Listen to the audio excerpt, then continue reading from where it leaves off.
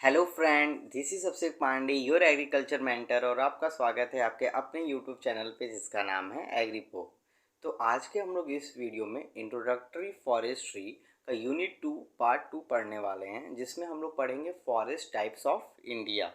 ठीक है, तो आपको फर्स्ट स्लाइड से समझ में आ ही गया होगा कि टॉपिक क्या पढ़ने वाले हैं, फॉरेस्ट टाइप्स, जो कि आपके सिलेबस में यूनिट 2 का पार्ट है। ठीक है, तो हम लोग फॉरेस्ट टाइप्स के बारे में पढ़ेंगे कि इंडिया में कौन कौन से फॉरेस्ट टाइप्स पाए जा रहे हैं। तो टाइप्स ऑफ फॉरेस्ट हम लोग पढ़े हैं, जैसे कि tropical deciduous forest, evergreen forest, ठीक है, सब ट्रॉपिकल फॉरेस्ट। ठीक है, तो ये सारी चीज़ें हम लोग और डिटेल में पढ़ेंगे इस पूरे लेक्चर में। ठीक है, ये जो लेक्चर है ये थोड़ा सा बड़ा होने वाला है, इस वजह से हम इसको दो पार्ट में डिवाइड कर देंगे। ठीक है, इसका मतलब यूनिट 2 पार्ट 3 भी अभी आएगा। ठीक है, तो अभी हम लोग इस वीडियो को स्टार्ट करने जा रहे हैं, और आप लोग लास्ट तक वीडियोस को ज़रूर देखा करिए, जिससे कि आपकी कोई भी चीज़ मिस आउट ना हो। क्योंकि आपके ऑब्जेक्टिव और फिंगर ब्लैंक्स में क्वेश्चन आते हैं तो आप लोग लिख नहीं पाएंगे, क्योंकि इसमें क्या है कि फिंगर ब्लैंक्स बनता है, ऑब्जेक्टिव ज़्यादा आएंगे, और उस ऑब्जेक्टिव को आपको समझना रहेगा, तभी आप उसका आंसर दे पाएंगे। तो चलिए आज का लेक्चर स्टार्ट करते हैं। Forest type, a unit of vegetation which possesses characteristic in physiognomy and structure sufficiently pronounced to permit its differentiation from other such units। ठीक है, चैम्पियन एंड सेट ने इस डेफिनेशन को दिया है। ठीक है, फॉरेस्ट टाइप का मतलब क्या होता है कि आप पर्टिकुलर एरिया में कौन सा वेजिटेशन लगा रहे हैं, कौन सा आप पौधे लगा रहे हैं। ठीक है, और वो कैसा कैरेक्टर रखते हैं। ठीक है, वो मे बी फिजियोगैमी मतलब फिजियोलॉजिकल फंक्शन में अलग हो, और स्ट्रक्चर में अलग हो सकते हैं, जो कि एक दूसरे से अलग होंगे, उसी को हम फॉरेस्ट टाइप कहेंगे। इसी के आधार पे हम फॉरेस्ट का क्लासिफिकेशन किए हैं कि भैया ये ऐसा फॉरेस्ट है, ये ट्रॉपिकल एवरग्रीन फॉरेस्ट है, ये टेम्परेट फॉरेस्ट है, ये सब ट्रॉपिकल फॉरेस्ट है। तो इस टाइप से हम क्लासीफाई किए हैं। ठीक है, तो यहाँ देखिए कुछ मैंने इमेज लगाए हैं, वो क्लियर आपको दिखेगा नहीं क्योंकि ये इमेज ज़्यादा फट रहा था। तो ट्रॉपिकल रेन फॉरेस्ट है। ठीक है, उसके बाद यहाँ देखिए क्या लिखा है, इसको देख लीजिए आप। टेम्परेट फॉरेस्ट है, ट्रॉपिकल मोस्ट डेसिडियस फॉरेस्ट है, सब ट्रॉपिकल डेसिडियस फॉरेस्ट है। तो इस टाइप के फॉरेस्ट है, इसका एक बार हम लगता है पहले भी वीडियो बना चुके हैं। टेम्परेट डेसिडियस फॉरेस्ट है, ठीक है, कॉनिफेरस फॉरेस्ट है, तो ये सब नाम से ही पता है। तो इसी को आप लोग को डिटेल में थोड़ा पढ़ना है, क्योंकि आप एक class 7th 8th 9th 10th के बच्चे तो है नहीं, तो आप ग्रेजुएशन लेवल पे आ गए हैं, तो थोड़ा सा आपको, क्योंकि ये जो सब्जेक्ट ही है इंट्रोडक्टरी एग्रो फॉरेस्ट्री, तो उसके बारे में थोड़ा सा डिटेल में आपको पढ़ना पड़ेगा एग्जाम्पल के साथ। ठीक है, तो चलिए now moving to the next slide. Classification of forest की बात किया जाए तो इसमें एक वर्ड आता है स्टैंड। स्टैंड का मतलब क्या होता है, जैसे एक बंदा खड़ा होता है ना, स्टैंड अप, तो आप खड़े हो जाते हो। ठीक वैसे ही अगर आप फॉरेस्ट में घुसते हो, आप जंगल में जाते हो, तो आप देखते हो कि बड़े बड़े पूरे पौधे क्या हैं, ट्रीज़ हैं, वो खड़े हैं। ठीक है, एग्रीगेट एक मास है पूरा, एक लंबे से एक पूरा दायरे में 100 या 50 पेड़ आपको दिख जाता है, तो उसी को हम स्टैंड कहते हैं। तो लिखिए, लिखा भी है, stand is defined as an aggregation of trees occupying specific area sufficiently uniform in composition age. तो एक पर्टिकुलर एरिया में, स्पेसिफिक एरिया में सेम स्पीसीज के पौधे, ठीक है, आप उगा देते हो, और जो कि यूनिफॉर्म होते हैं कंपोजिशन एज में, मतलब सबकी एज सेम है। ऐसा नहीं है कि आज एक पौधा लगाए तो 2 साल बाद एक पौधा एक पेड़ लगा रहे हो उसके बगल में। सारे की जो प्लांटेशन है या जो ग्रोथ है वो सेम टाइम पे होंगे, और डेवलपमेंट भी सेम स्टेज पे होगा। तो ऐसे जो पौधे एक साथ एक लंबे लंबे हाइट के होते हैं, सेम देखने में लगते हैं, ठीक है, वैसे पौधे को हम स्टैंड कहते हैं। वैसे ग्रुप ऑफ अरेंजमेंट को हम स्टैंड कहते हैं। Arrangement and condition to be distinguishable from the forest and adjoining area. तो ऐसा आप उसका डिफ्रेंसिएशन कैसे करते हो, जब एक फॉरेस्ट एरिया का दूसरे फॉरेस्ट एरिया से कंपेयर करते हो। मतलब मान लेते हैं 100 मीटर है, और उस 100 मीटर में आपने एक टीक का ही पौधा लगाया, बस टीक का। ठीक है। तो बस टीक का पौधा लगाया, उसके बाद आप दूसरा पेड़ लगा रहे हो, तो ये जो है डिफ्रेंसिएशन हो पा रहा है, वो बाय नेचर हो पा रहा है। मतलब आप उसके स्ट्रक्चर को देख के बता पा रहे हो कि नहीं भैया ये दूसरा पौधा, ये दूसरे पौधा है। तो लाइन से जो सेम कैटेगरी के पौधे थे, सेम नेचर के थे, उसी को आप स्टैंड कहते हो। तो क्या है, एग्रीगेशन ऑफ ट्रीज, ट्रीज का aggregation occupying a specific area sufficiently uniform in composition age. ठीक, बात समझ में आ गया। एग्रीगेशन होना चाहिए, ऑक्यूपाइंग एक स्पेसिफिक एरिया को ऑक्यूपाई करना चाहिए सफिशिएंटली, ठीक है, सफिशिएंटली एरिया में, ठीक है, uniform in composition age, composition age में यूनिफॉर्म होना चाहिए। बस इतना ही आपको याद रखना है। आगे चलते हैं।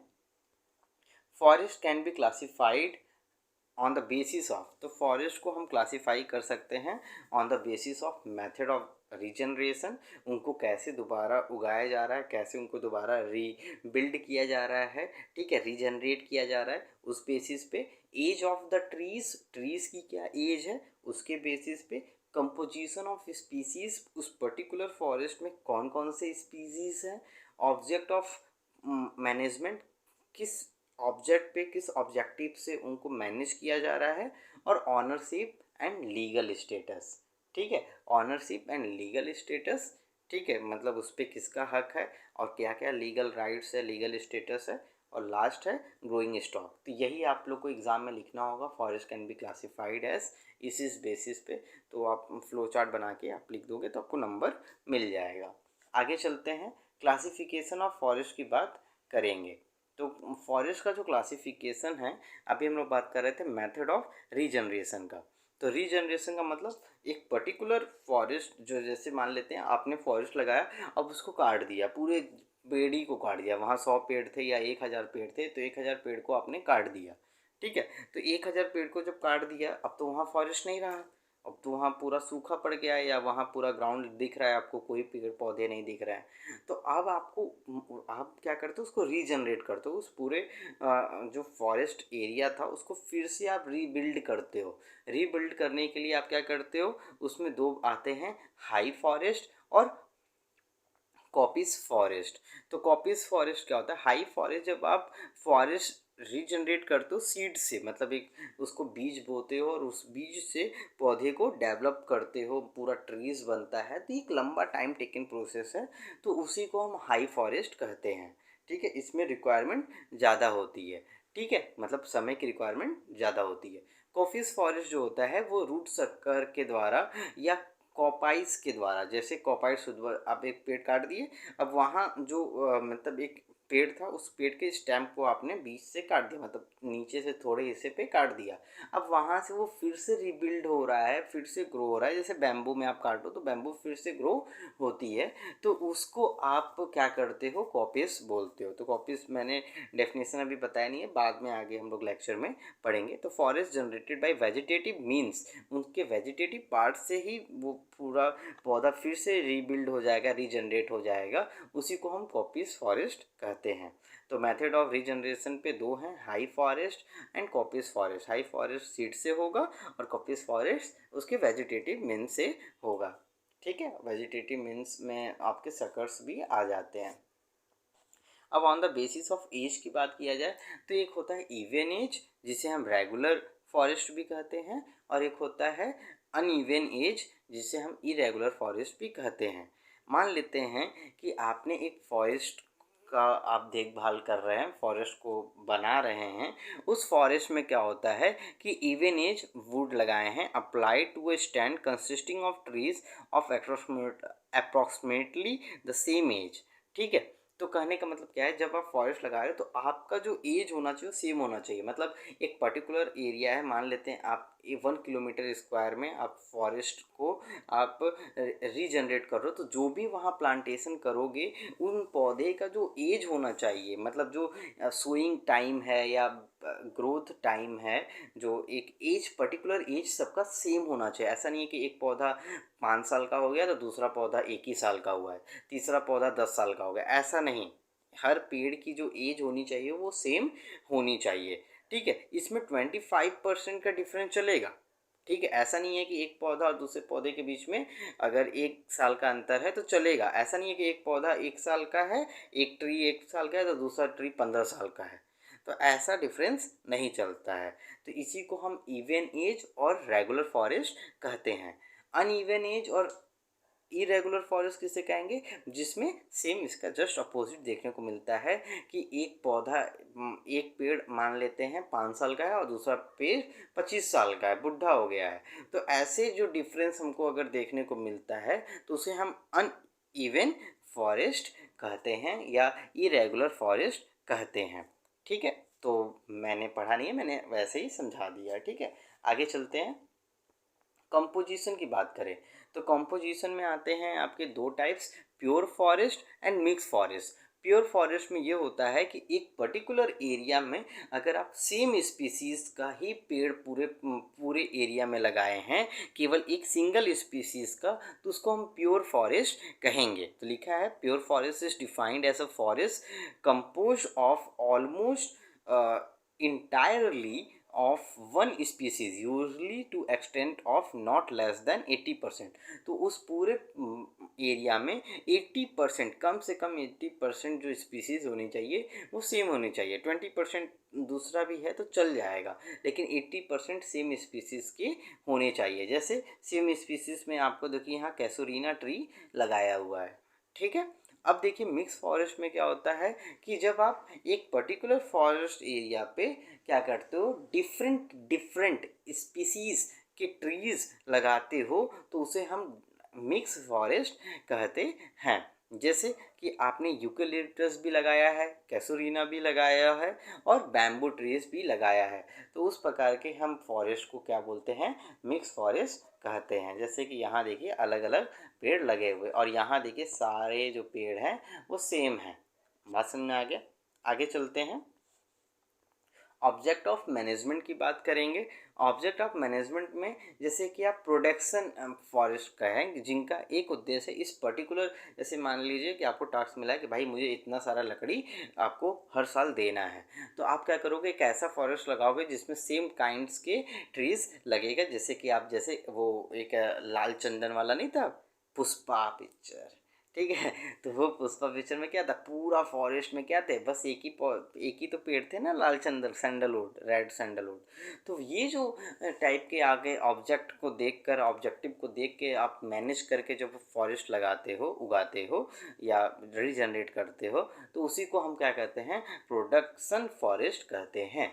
Forest manage primarily forest produce, जो कि प्रोड्यूस के बेसिस पे, मतलब उनको कैसा प्रोड्यूस करना है उसके बेसिस पे वो जो डिसाइड करते हैं उसको हम प्रोडक्शन फॉरेस्ट कहते हैं। और इनको हम कभी कभी नेशनल फॉरेस्ट के नाम से भी जानते हैं, क्योंकि इस पे नेशनल राइट्स होती है, नेशन की राइट्स होती है, मतलब इसको यूनियन गवर्नमेंट जो है वो गवर्न करता है। तो ऐसा होता है। ठीक है, तो एग्जांपल में जैसे टीक है, देखिए यहाँ सेम काइंड्स के पौधे आपने उगाया है। ठीक है, अगला चलते हैं। प्रोडक्शन फॉरेस्ट में क्या होता है, होली और partly covered with woody growth. तो ज़्यादातर लकड़ी के बेसिस पे इसको किया जाता है। ठीक है, या तो पूरा कम्प्लीटली या पार्शियल बेसिस पे लकड़ी होते हैं।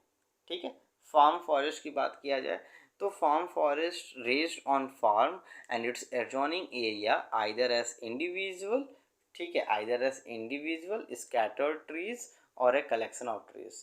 तो फार्म फॉरेस्ट क्या होता है, जब आप फार्म फील्ड है तो उसके किनारे किनारे कुछ पौधे लगा दे रहे हो, तो या तो एक इक्का दुक्का पौधा लगा दे रहे हो या तो बहुत सारा पौधा लगा रहे हो पूरे उसके बाउंड्री पे, तो उसको हम फार्म फॉरेस्ट कहते हैं। ठीक है, अगला क्या है, फ्यूल फॉरेस्ट। ये भी एक ऑब्जेक्टिव है। अगर आप फ्यूल के पर्पज़ से आप फॉरेस्ट रीजनरेट कर रहे हो या जनरेट कर रहे हो, प्रोड्यूस कर रहे हो, उसे हम फ्यूल फॉरेस्ट कहेंगे। और इनका ज़्यादातर उद्देश्य होता है कि जो रूरल एरियाज़ हैं उनको वो टिम्बर और फ्यूल प्रदान कर सके। ठीक है, रिक्रिएशनल फॉरेस्ट जैसे आप देखते हो शहर में जाते हो तो एक नेहरू पार्क टाइप का बना हुआ है, बहुत सारे पार्क होते हैं, ठीक है। तो इसमें क्या होता है, बहुत सारे पौधे भी लगे रहते हैं लार्ज अमाउंट में, या मिलिट्री फार्म है। ये सारी चीज़ें आप जब देखते हो तो वहाँ जाके आप इंजॉय भी करते हो, आनंदित फील करते हो। जैसे जू है, सारनाथ है हमारे घर के आसपास, तो वहाँ देखिए लार्ज अमाउंट ऑफ पेड़ आपको देखने को मिलेंगे। तो वो जो पेड़ हैं वो क्या है, एक प्रकार का फॉरेस्ट है, और वो रिक्रिएशनल बेसिस पे बने, वहाँ जाके आप इंजॉय करते हो, अपना लीजर टाइम स्पेंड करते हो। तो forest which is manage only to meet the recreational need of the urban और the rural population is known as recreational forest. ठीक, यहाँ देखिए रिक्रिएशनल फॉरेस्ट का एक एग्जांपल आपको दिखा रहा है कि इस टाइप के पार्क होते हैं, डिज़ाइन होते हैं जिसमें लार्ज अमाउंट ऑफ पेड़ होते हैं। तो वो जो उस पर्टिकुलर आपके फॉरेस्ट रिक्रिएशनल एरिया को भी मेंटेन किए होते हैं, वहाँ का टेम्परेचर ज़्यादा हाई भी नहीं होता है, और आपको वहाँ जाने के बाद अलग सी सुकून देखने को मिलता है। ठीक है, अब आगे चलते हैं हम लोग, ऑनरशिप की बात करेंगे। ऑनरशिप में आता है स्टेट फॉरेस्ट, जिसको स्टेट गवर्नमेंट क्या करती है, पूरा कंट्रोल की रहती है। अब उसे हम स्टेट फॉरेस्ट कहते हैं, उस पर किसी और का मतलब अधिकार नहीं होता है। कम्युनल फॉरेस्ट की बात करें तो जैसे आप फॉरेस्ट में देखते हो, आप जंगल में जाते हो तो कुछ जो ट्राइबल कम्युनिटी होती है वो रहती है, जिसे हम ट्राइब्स बोलते हैं, ठीक है, आदिवासी बोलते हैं, ठीक है।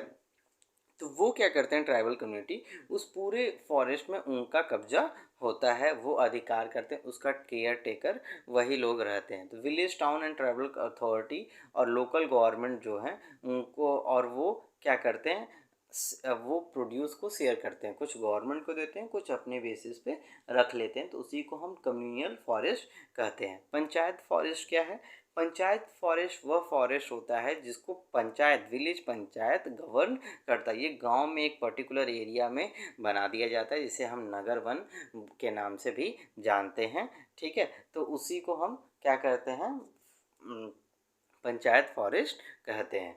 तो गांव में मेनली होता है।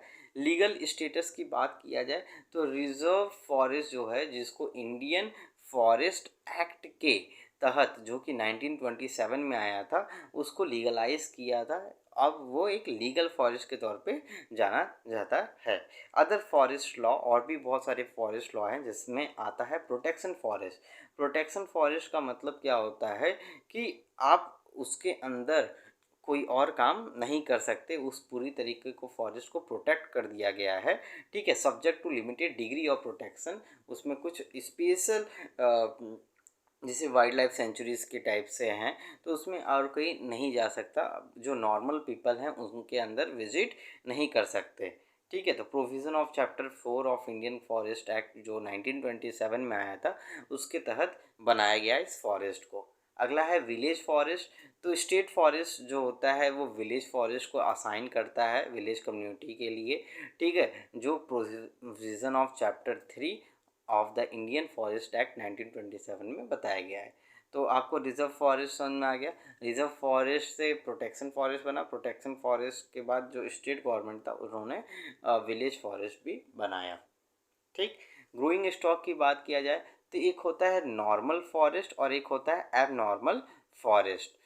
तो नॉर्मल फॉरेस्ट क्या होता है कि अगर आप जो भी फार्मर, एक पर्टिकुलर एरिया है मान लेते हैं आपका, उसमें जो भी आप प्रोड्यूस कर रहे हैं फार्मर, आपके जितने भी फॉरेस्ट ट्रीज़ हैं वो डेवलप हुए, वेल ग्रोथ हो गए, मैच्योर हो गए हैं, अब आप उसको काट सकते हो, हार्वेस्ट कर सकते हो। तो आप जितना पेड़ काटे उतना ही पेड़ अगर वहाँ लगा दे रहे हो पर्टिकुलर एरिया में, जिससे कि बैलेंस बना रह रहा है, तो उस प्रकार के फॉरेस्ट को हम नॉर्मल फॉरेस्ट कहेंगे। लेकिन ऐसा नहीं है कि आप बहुत ज़्यादा पेड़ काट दिए और लगाए कुछ नहीं, 5-6 तो लगाए और काटे थे 100, तो वो जो है वो एक एबनॉर्मल फॉरेस्ट की तरह ट्रीट करेगा। और एक समय के बाद अगर आप ऐसे ही एक फिक्स इंटरवल ऑफ टाइम पे काटते चले गए तो वहाँ से फॉरेस्ट का अस्तित्व ख़त्म हो जाएगा। तो वो सारी चीज़ें का विशेष ध्यान रखना चाहिए। तो एबनॉर्मल फॉरेस्ट लिखा भी है, on one in which the quantity of material is growing stock is in deficient और इन एक्सेस, और in which the relative proportion of the age of the size classes are defective. तो वही चीज़ें हैं, ठीक है। और नॉर्मल फॉरेस्ट क्या लिखा है, forest with normal growing stock, age, class distribution and increment, and from which the annual or period removal or produce is equal. जितना आप काट रहे हो उतना ही आप लगा दे रहे हो. Increment can be continued indefinitely without endangering future yield, जिससे कि फ्यूचर यील्ड पे इसका कोई प्रभाव ना पड़े, उस प्रकार के फॉरेस्ट को हम नॉर्मल फॉरेस्ट कहते हैं. ठीक है, तो बस यही था. एक और है फॉरेस्ट टाइप्स जिसको चैम्पियन एंड सेट ने दिया है, तो उसको हम लोग डिटेल में पढ़ेंगे नेक्स्ट लेक्चर में. ठीक है, तो अभी तक आप इस चैनल पे पहली बार आ रहे हैं तो चैनल को सब्सक्राइब करिए, वीडियो को लाइक करिए, अपने वैल्यूएबल कमेंट दीजिए. अगर कोई डाउट रह जाता है तो ज़रूर कमेंट बॉक्स में आप उसको मेंशन करिए. टेलीग्राम जो ग्रुप बना है उसको आप ज्वाइन कर लीजिए. मेरा इंस्टाग्राम हैंडल भी है, वहाँ भी आप अपने डाउट पूछ सकते हैं. ठीक है, इसके पिछला वीडियो आप नहीं देखे हैं तो डिस्क्रिप्शन बॉक्स में मैंने दे दिया हूँ, आप जाके वहाँ से चेक इन कर सकते हैं. ठीक है, तो तब तक के लिए अपना ख्याल रखिएगा. Bye bye students.